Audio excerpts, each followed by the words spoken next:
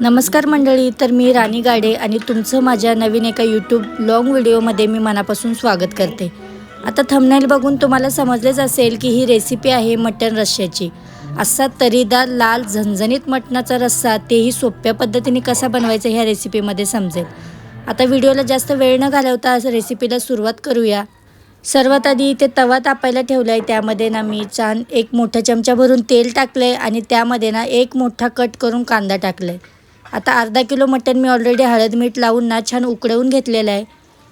आता हे फक्त त्याचा रस्सा भाजीचा मसाला कसा बनवायचा आहे हा तुम्ही न स्किप करता बघून घ्या। छान असा कांदा परतवायला ठेवून दिला आहे।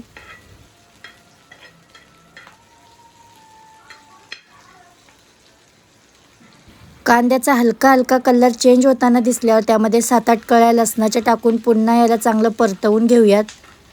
आता कांद्याचा कलर एकदम ब्राऊन झाला पाहिजे, कारण वाटण जितकं काही चांगलं भाजलेलं राहतं ना तेवढी खमंग भाजी होते। त्यासाठी ते चांगला कांद्याचा कलर बदलेपर्यंत मी परतून घेणार आहे।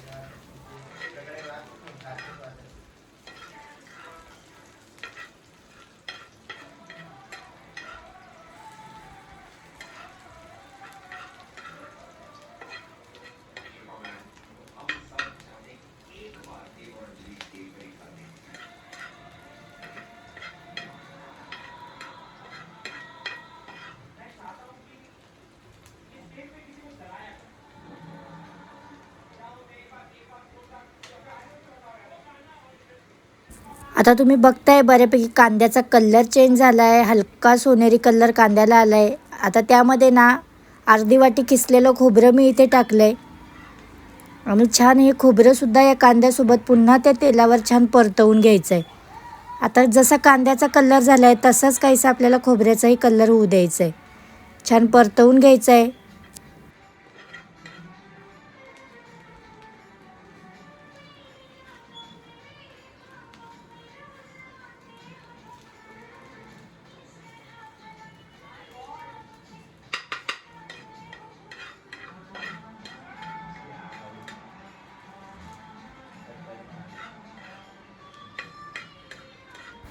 आता लसूण कांदा खोबरं सगळ्यांचा कलर एकसारखा झाल्यानंतर ना यामध्ये थोड्याशा कोथिंबीरच्या काड्या आपण टाकूयात। कोथिंबीरचा पानंसुद्धा तुम्ही टाकू शकता, मी इथे काड्यांचा वापर केला आहे। पुन्हा काड्या टाकून छान परतवून घ्या आणि एक बारीक चिरलेला टॅमॅटो या वाटणामध्ये टाका आणि टॅमॅटोचं पाणी सुकेपर्यंत पुन्हा यांना छान परतवून घेऊयात।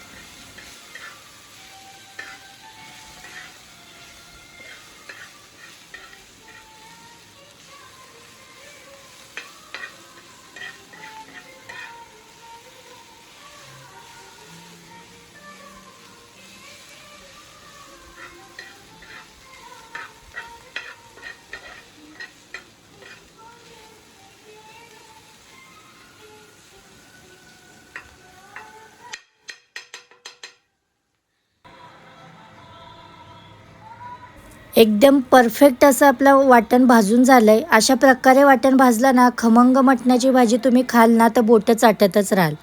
आणि नक्कीच ट्राय करून मला या कमेंट बॉक्समध्ये कमेंट करा की तुमची रेसिपी खरंच छान झाली होती। आता हे बघा वाटण एकदम मस्त झालं आहे। छान मिक्सरच्या भांड्यामधून बारीक अशी याची आपण पेस्ट काढून घेऊयात।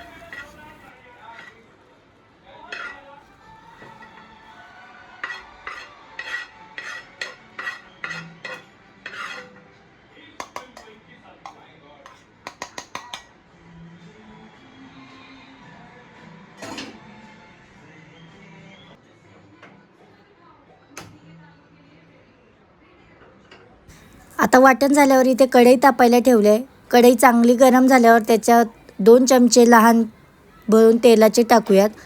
आता सहसा मटणाच्या भाजीला मी तरी तेल कमीच वापरते, कारण ना मटणाच्या भाजीला तेल ऑलरेडी जास्त सुटतं, त्याचबरोबर उकडमध्ये सुद्धा मीठ असतं। आता हळद मीठ लसूण टाकून मी छान उकडवून घेतलेलं आहे।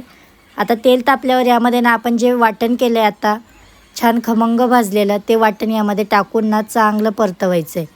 पण त्या अगोदर मी तेलामध्ये सगळ्यात मेन गोष्ट मटणाच्या भाजीला टाकते ती म्हणजे ना 1 तेजपत्ता, 1 दालचिनी आणि त्याचसोबत ना थोडंसं ज्वारीचं पीठ, बाजरीचं पीठ, जे काही तुमच्या घरात भाकरीचं पीठ असेल 1 चमचा पीठ टाकून छान ना लालसर भाजून घ्या। आता या पिठाचं सिक्रेट असं आहे की यामुळे ना भाजी चांगली घट्टसर आणि खरंच खूप टेस्टी होते. त्यानंतर त्या पिठावर लगेच 1 चमचा हळद, 2 चमचे लाल तिखट आणि 1 चमचा काश्मीरी तिखट असं टाकून छान परतवून घेऊयात. त्याचबरोबर ना यामध्ये आपण केलेलं वाटण टाकून लगेच ते वाटणसुद्धा तेल सुटेसपर्यंत छान असं परतवून घ्यायचं आहे.